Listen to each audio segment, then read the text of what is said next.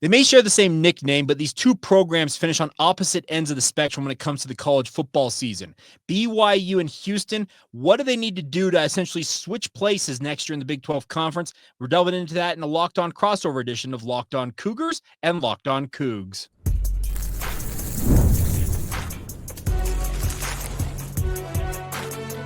You are Locked On College Crossover, part of the Locked On Podcast Network. Your team every day.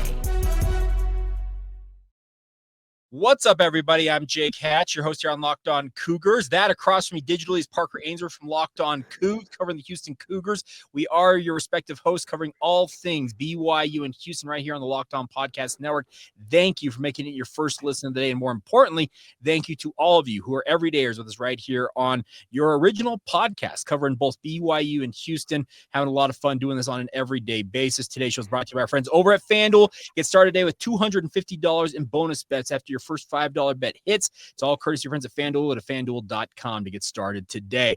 All right, Parker Ainsworth, the BYU Cougars finished in third place, essentially. They were tied atop the conference, but didn't make the Big 12 title game. The Houston Cougars finished down the standings a bit this year in football. So that's very kind of you to say.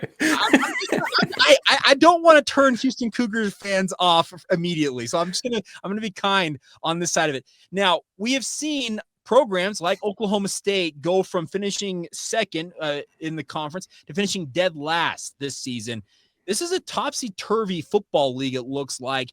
What did the Houston Cougars do in hopes of essentially ascending the ranks, much like BYU and Arizona State did a year ago via the transfer portal so far? Well, so they open up with a bang in the transfer portal, getting Connor Wegman. Wegman's a Houston native. He spent some time starting at Texas A&M, got injured this year and lost a job while injured at A&M, and entered his name in the portal early in the, he announced he was going to enter the portal early and ultimately declared he's coming to Houston. A lot of inklings and hush-hushness about when it was like, I think he's going to come. I think he's going to, and they ended up showing up. And suddenly you had, I think it was 5 different offensive linemen join the portal, join Houston in the portal. A couple other skill guys come along the way, tight ends and stuff like that. All guys that want to play with an offense that has a guy like Connor Wegman at the forefront of it. Defensively, they've picked up some guys, kind of pulling together like last year. They get some group of 5 guys that kind of step up and make plays that excelled at that group of 5 level.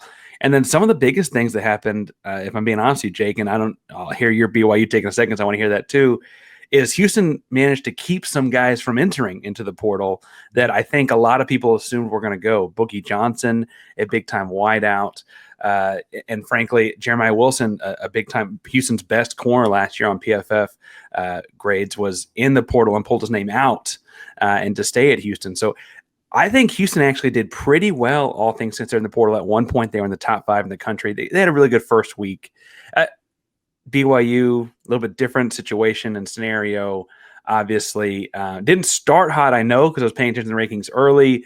And then when things slowed down, I kind of stopped paying attention. So catch me up. Where is BYU right now after portal season is kind of come to a close or slowing down anyway? It is slowing down, but here's the thing. BYU, they kind of, you said they started really slow, whereas Houston seemed to jump into the portal. You mentioned Connor Wegman and some of the guys that they had. Houston had a very quick start in the portal and had a bunch of guys in a very fast manner. Trust me, I had a lot of Cougar fans who were very grumpy, speaking from the BYU perspective of how slow a start they got in the portal, but in the past week and change, it's picked up in a big way. They added an offensive tackle in Andrew Gentry, who figures to start this year for BYU.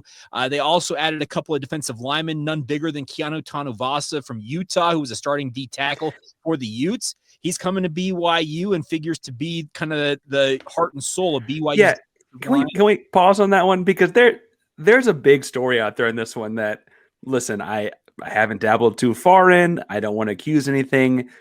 People in Provo have been nothing but nice to me. I got to ask, Jake, what is that story? What's going on there? He essentially, because he was a guy who had been pretty vocal about guys leaving Utah, and then about a week or two later decided to put his own name in the transfer portal. There's a lot of Utah fans who are saying, hey, money talks, etc. the simple fact of the matter is he apparently decided to consider his options and decided that hitting the portal was his best option. And I can just say this, having talked with people who are far more in the know on his situation, he had a lot of offers. SEC money was coming after him hard because, once again, he is a NFL prototypical defensive tackle.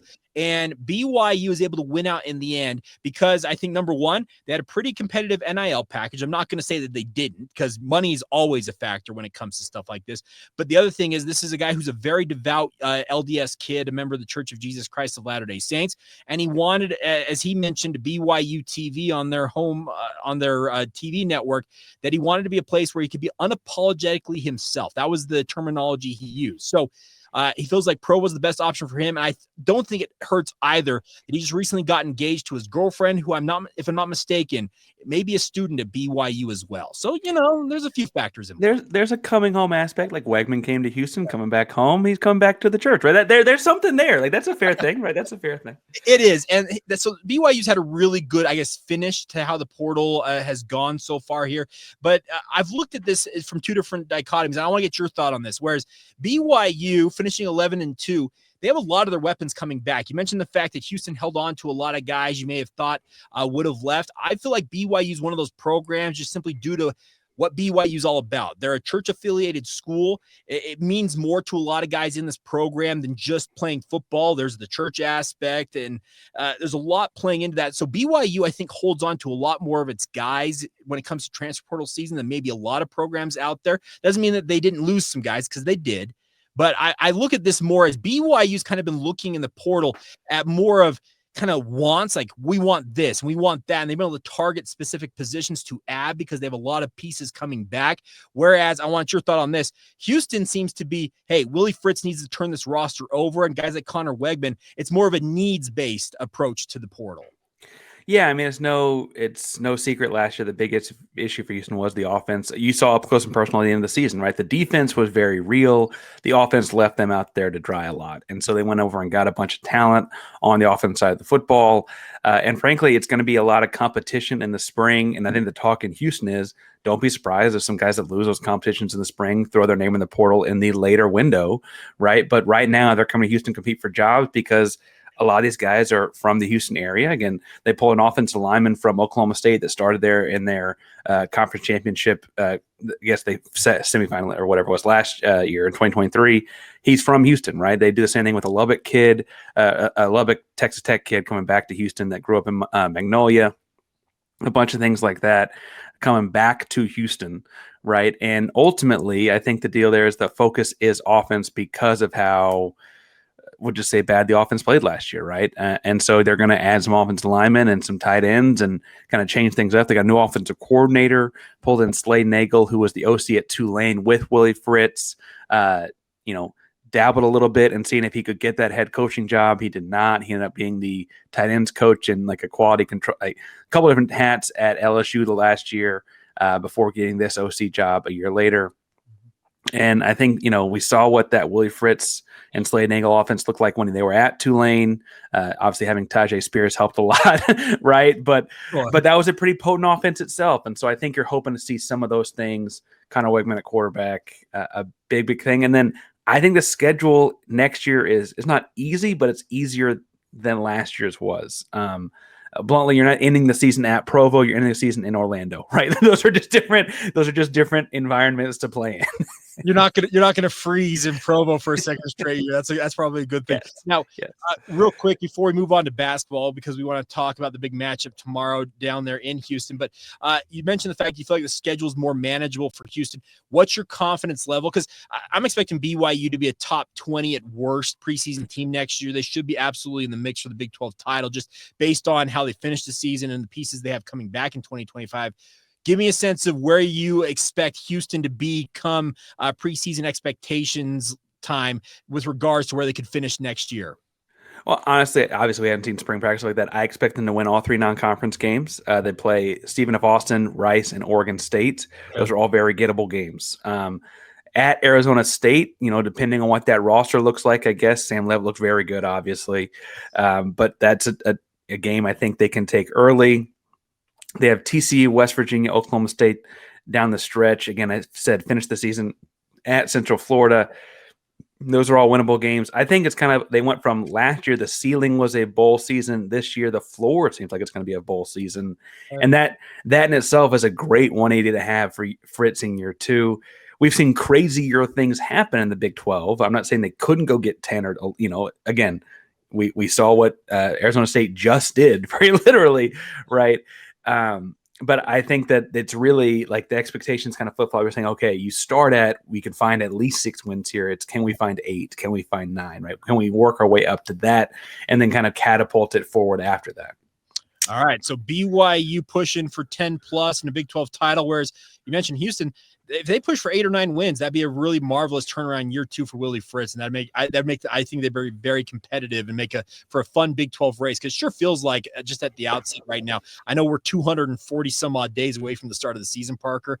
It feels like the Big 12. It's gearing up to be another interesting 2025 football season already, just because the different changes on all these rosters lend itself to having a lot of cool storylines. But that's a story for another day. All right, so BYU and Houston in basketball. The Cougars, a little bit of an upstart with regards to what Kevin Young has done in his early tenure at BYU, but going up against one of the old sages of the sport in Kelvin Sampson. What is it going to take for BYU to go into Houston and win that game? And could Houston put BYU essentially in their place and kind of remind them who runs this conference? We'll delve into that next right here on this crossover edition of Locked On Cougars and Locked On Cougs. Today's show is brought to you by our friends over at FanDuel. Now, of course, the NFL regular season is coming to a quick close here with the playoffs on tap, but it's not too late to get on the regular season action and do it with our friends over at FanDuel, as they are America's #1 sports book. Right now, new customers have finished the season strong with $250 in bonus bets if your first $5 bet wins. It's as simple as that. The best part is the FanDuel has so many different ways for you to pick up a W. All of us have different ways we like to do our sports betting, whether you're a guy who likes to go against the spread, money line, you like player props, which players will score a touchdown, how many points each team will score. There's a myriad of different ways for you to have fun with our friends over at FanDuel, and the best part is you can customize it to what you like. And once again, just visit FanDuel.com to join up today. That's FanDuel.com for your chance at $250 in bonus bets if that first $5 bet hits. Start today once again at FanDuel.com. Make every moment more with FanDuel, an official sportsbook partner of the NFL. Thank you once again for making Locked On Cougars and Locked On Cougs your first listen of the day. Jake Hatch, Parker Ainsworth along for the ride here on this Friday. All right, so Parker, the Houston Cougars ranked 14th in the country, and BYU heads down to the Fertitta Center. Did I pronounce that right? Is it the Fertitta Center or Fertitta? Fertitta. He's a restaurant mogul and entertainment mogul. He also owns the Rockets for folks that are in NBA basketball. He's Mr. Houston in a lot of ways. Tillman Fertitta. Okay, there we go. And I knew of his renown because he's involved in everything, it feels like, there in Houston. But this is a big matchup, a big early season matchup here in the Big 12 Conference, because BYU is kind of that plucky upstart program. And I say that in the sense because Kevin Young, BYU finished 5th in the conference last year, lose their head coach, and Parker for about a week there, I was like, oh boy, what's BYU going to do? Well, all they did is go and hire Kevin Young, and he's essentially just had the Midas touch with everything. Landon top-rated recruits like AJ DeBonsa, bringing in Jaeger Demon, who looks like he's a top 5 pick in next year's NBA draft. There's a lot to look forward to with this matchup, but Houston, man, they're a really, really wily veteran squad, and Kelvin Sampson's among the best when it comes to the college basketball coaching ranks.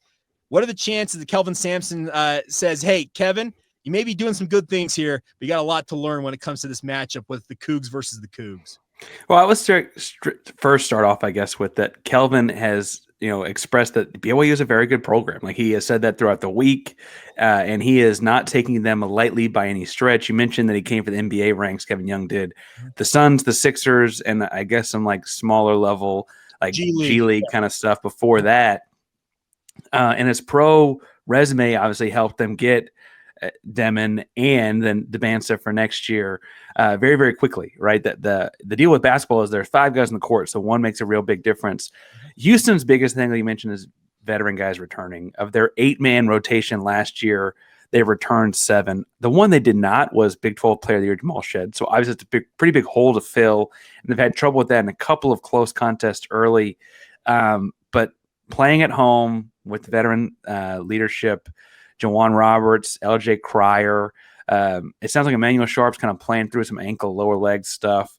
But honestly, it's a really, really talented roster that won the regular season by 2 games last year in the Big 12.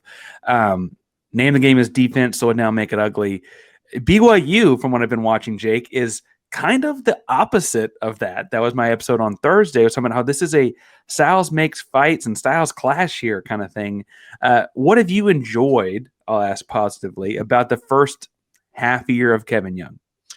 Well, the fact that he's been very innovative with his offenses. Now, Jaeger Demon, who he's kind of the freshman sensation, a 6'9" playmaking guard. He's been out for a month until the Arizona State game. He had missed almost an entire month's worth of games, and he looked very much like a guy who needed some time to get back into game shape with that layoff. But the fun part about this is without him, all Kevin Young has done is essentially say, hey, next man up. And they have been very good about retooling the offense on the fly to feature their best player, whoever it might be on the court at the time. We just saw on Tuesday night in a blowout, Tuesday afternoon, I should say, in a blowout of Arizona State, Richie Saunders goes for a career-high 30 points, Parker. And John Rothstein has been very quick to call this guy like the ultimate glue guy. And he said he may be shedding that glue guy moniker because he's become an offensive force for BYU. So that's the thing, is the offense has come a long way, but the defense has made strides as well. They lost at Providence in that Big 12, Big East challenge game. They went to Rhode Island and got blitzed pretty heavily by Providence in that game.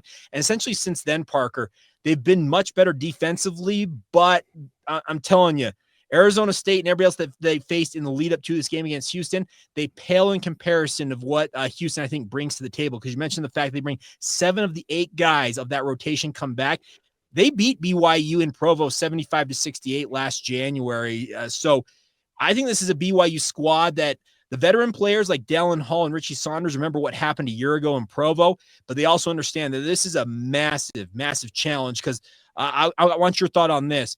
It sure feels like Kelvin Sampson is going to have something schemed up to make sure that guys like Jaeger Demon, Richie Saunders, Cannon Catchings, kind of the offensive weapons that BYU has, he's going to make sure that they have every opportunity to get locked up by the Houston Cougars. Yeah, and I've been trying to take guesses at a dartboard as far as which one it will be that he shuts down, but there'll be one of them he essentially removes from the game. And it's nothing personal against Kevin Young or anyone. His deal is much like Bill Belichick at the NFL level. It's like, I'm going to take what you do best. I'm going to take one of your guys, and I'm going to make you beat me with somebody else, right? And if that's Demon, if that's Catching, I thought Cannon Catching shot the ball pretty well as well. Like, if taking one of those guys away and say, okay, one hand's tied behind your back, now can you do it still? And if the halftime's different, we'll adjust and change how we're doing it then. I don't know which of those 3-headed monster people you're talking about he's going to do it with. The hardest to me is Demon, because as an assist guy, as a creative guy, you can't keep him from passing the ball. I don't know how you do that with him. And that's a very good point, because if I were trying to scheme up to defend BYU, I would deny Demon every opportunity to facilitate, because as you mentioned, he's become an elite facilitator. His shot is still not quite there. That's kind of the big question mark with him, is his shooting going to come around where he can be that true weapon on the perimeter? But you mentioned the fact that he can facilitate this BYU offense. If I was Kelvin Sampson and the Houston Cougars, I would make every effort to deny him the ball and make sure that he does not facilitate, and essentially tell Richie Saunders, Cannon Catchings, Dallin Hall, any of the other players on the court for BYU, hey, if you guys end up being the weapon, yeah, we'll adjust as necessary, but we are not going to let Demon get us early. So you mentioned you had a month without him. What did you think of the way offense flow? Because it flows very well with him running the point guard type of role as a forward. What did it look like you watch him every game, in your eye, without him on the floor? It actually was okay, because here's the thing. Dallin Hall, who's the kind of the off guard, they play off each other, him and Jaeger Demon as the 2 ball handlers in this offense. Dallin Hall missed the early part of the season when Jaeger was really kind of at the peak of his powers early on this season. He had a toe injury that he was rehabbing from, speaking of Hall. And essentially when Jaeger went out, Dallin Hall had just come back, and he essentially stepped into that playmaking role and was quite adept at it. So the nice part is that they found options with both of those guys essentially being able to step in for one another. Now, how can you get both of them together doing what they've been doing at different points this season where they can be that two-headed monster? Because if they can do that, it's going to be very difficult to defend both of them because their ability to facilitate and, more importantly, in the case of Hall, hit big shots and timely shots could be a big key to BYU notching an upset potentially on Saturday. I want to hear more about potential upsets because they got one guy that's a high-energy guy that I really like on the BYU roster, and I think the matchup's going to be fun. But that I feel like sounds like the next time. So let's get there in a second. Right. That's a nice tease. I like that. All right, we will delve into that next as this Locked On Cougars and Locked On Cougs crossover rolls on right here on the Locked On Podcast Network. Today's show is brought to you by our friends over at Rocket Money. Now it's the new year. Obviously, a lot of us have New Year's resolutions, and a lot of us with those New Year's resolutions want to save more money. Rocket Money can help you find subscriptions you may have forgotten about that you're paying for twice or even 2 or 3 times more than that to help you save money. All of us have those things that we just forgot about because you subscribed once, completely forgot about it. Rocket Money will search those out and help you track them down. The best part, it's like having a personal assistant for your finances. It is a personal finance app that helps you find and cancel your unwanted subscriptions, monitors your spending, and helps you lower your bills so you can grow your savings. It's a win-win-win all the way around. Brings everything together in one place, whether it's those subscriptions, your spending habits, or even the goals you want to hit this coming year. Rocket Money has over 5 million users and saved over $500 million in canceled subscriptions, saving members up to $740 a year when they use all the premium features in the app. So cancel your unwanted subscriptions, reach your financial goals faster, and do it with our friends at Rocket Money. Go to rocketmoney.com/lockedon today. That's rocketmoney.com/lockedon to get started. And one more time, just a reminder, check them out today at rocketmoney.com/lockedon. Thank you once again for making Locked On Cougars and Locked On Cougs your first listen of the day. Jay Catch here. That is Parker Ainsworth from Locked On Cougs there. All right, Parker. So you said there's an energy guy that you are hoping, I guess, doesn't hurt Houston in this game. You didn't give me a name, so I am very curious which guy you are targeting here.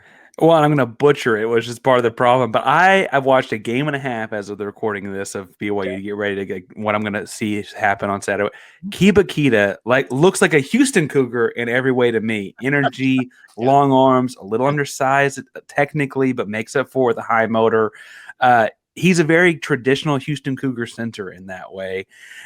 I liked watching him play. So Arizona State and part of the Ole Miss game thus far. What can you tell me about Kiba Kita? And please tell me he's not going to beat my Houston Cougars on Saturday. Don't tell me that part. So it's Kiba Kita. Oh, so I was wrong. Perfect. Gotcha. But you were close. Here's the thing: you're not the only one that will guess it that way. He is a guy that BYU's been very aware of for years because he played his high school ball in Mount Pleasant, Utah, at a private school called Wasatch Academy. They play in the EYBL. They play in these elite private school leagues across the country. And he was a guy that BYU had targeted about coming to BYU. He ultimately went to Utah for a couple of years. But when Kevin Young hired Chris Burgess to join his staff from Utah, well, Kiba Kita was very quick to jump into the portal and follow Chris Burgess south to Provo.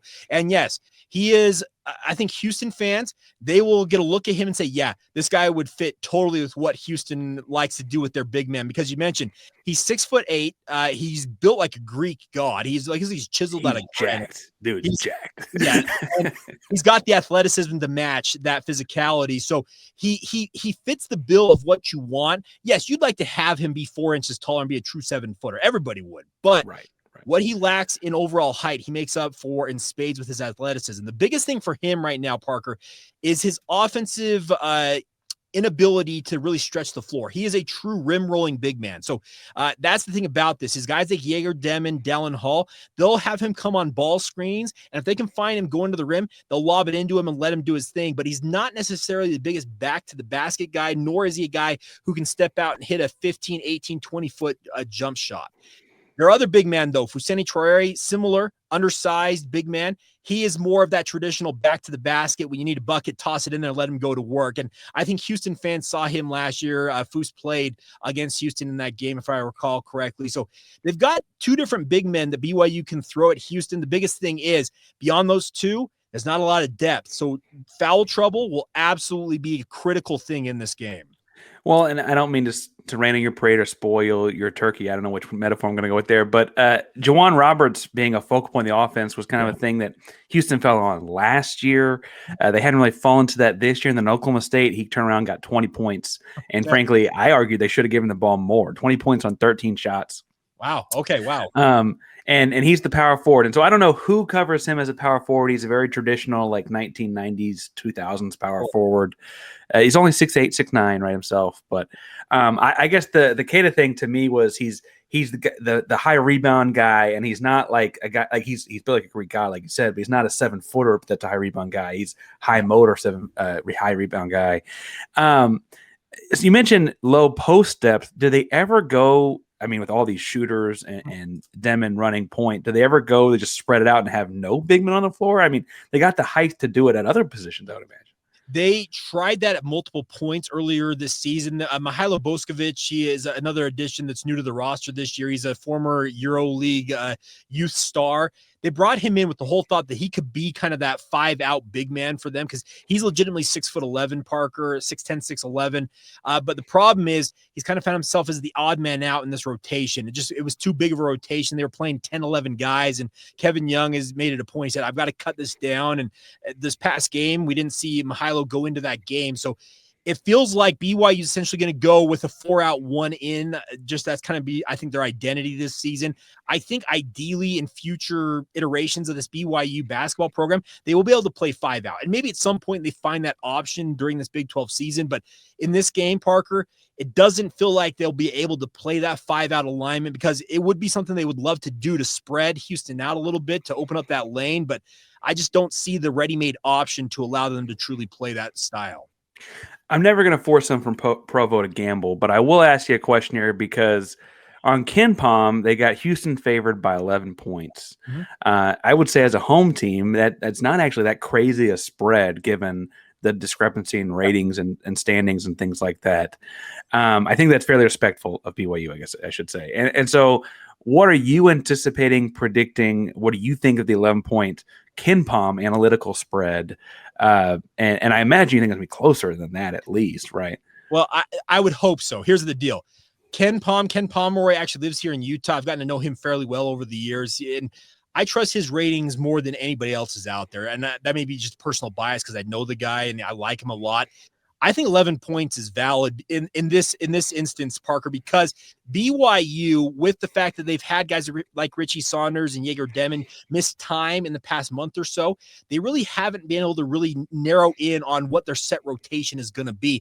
And the other thing is that rotation, it's been streaky with regards to its outside shooting. So with that combination of factors where the rotation may not be fully what they want it to be, because if this game were played maybe 2 or 3 weeks from now, I think you'd have a better idea of what the rotation was going to be and a better idea of what the overall shooting prowess of the squad was. But right now, with those question marks lingering over this team, I think 11 points is a valid number. But if BYU's shooting does show up on the road there in the Fertitta Center, BYU could make that a 4 or 5 point game easily, but I've got questions if they can find enough consistency in the outside shooting game to keep them in this one. Well, and it's funny you say that because I worry about if this turns into a shootout. Again, on my Thursday episode, I talk about styles and fight and so on. Houston's offense is still missing that Jamal Shed guy from a year ago that just says, hey, I put everyone in the backpack and we're going forward with this kind of thing, right? They're kind of figuring out who that is. They've had moments where it's a different guy, but it hadn't been one guy for 40 minutes at any point this year. And I mean, Jamal Shed literally would play 40 minutes a game last year. And so if this gets into a thing where BYU's hot and it is high scoring, I worry about, can Houston keep up? Houston's defense is going to make it be somebody we haven't talked about yet that gets hot, right? That's part of the deal. It's going to be someone down the bench. I'm going to pull up a random name here. I don't know. Let me pull up the roster down the depth chart. It's going to be Boskovic. I don't. Sure, it'll be.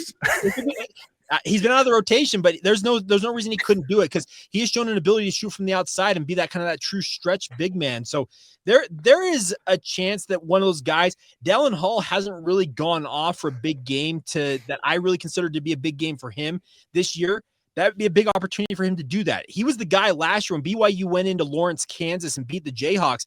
It was Dallin Hall's show down the stretch. He hit a big shot over Hunter Dickinson that it'll be played on BYU highlight reels for years to come because it was just right in your face, bullseye. And I was like, wow, okay, that kid's got some stones. So they need somebody to step up. And you mentioned the fact that Houston needs a Jamal Shed type player. BYU needs that same thing. It's kind of been by committee for BYU on that front with regards to who takes the scoring load on a given night. But in a game like this, when you're a decided underdog going to get against a team like Houston, you need like a Richie Saunders 30-point performance from Tuesday. If he could translate over to another 20-25-point performance down there in Houston, that would go a long way to helping BYU hopefully pull off an upset. I think it's going to be a fun game and a good game, and Big 12 basketball is a big thing to me. I really love Big 12 basketball because the games are just physical and they're fun and they're close and competitive.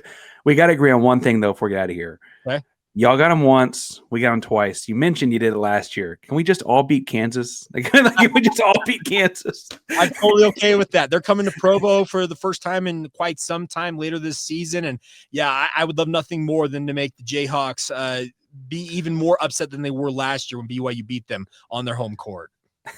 Yeah, me too. We should all do that. All of us. Make the Jayhawks unhappy. And I'm sure that Derek Johnson from Locked On Jayhawks is going to be very angry at both of us for saying that, but that's okay. Well, Parker, thanks so much for doing this. It's always good to catch up with our fellow hosts across the network. If BYU fans, that Thursday episode you talked about contrast and styles, if they want more on BYU and Houston to lead up to this game, where can they find your work? Well, I apologize. I found I mispronounced like 3 names on it so far. But you can find me at Ainsworth512 on all your social media handles and stuff like that. And then Locked On Coogs, much like Locked On Cougars, is everywhere you get your podcast. I think it's up on YouTube and all the audios. There was some people talking about audio issues, but I think mine have been out there on the audio side of things this week. So we're good there. All right. Well, and if Houston fans, you want more of my thoughts on BYU, check out Locked On Cougars wherever you get your podcasts. It's on YouTube, as Parker mentioned. But if you want my thoughts on all things sports, you can check out our show feeds, Locked On Cougars on Facebook, Instagram, or Twitter, or you can check me out on X/Twitter at Jacob C. Hatch. Well, Parker, I'm sad this is the only matchup between these two this year. I was hoping we were getting the double dip with Houston, but hopefully maybe we see you guys in March or something like that. All right.